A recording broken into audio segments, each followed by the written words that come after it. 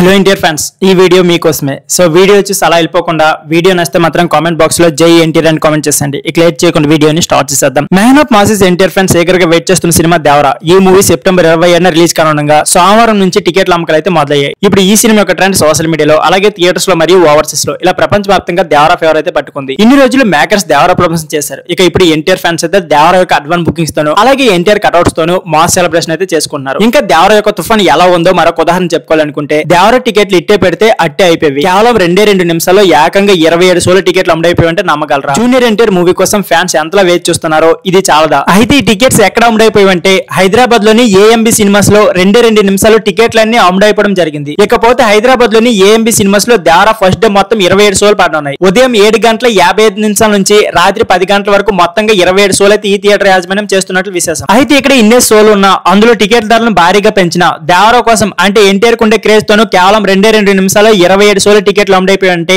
ఎవరైనా నమ్మగలరా?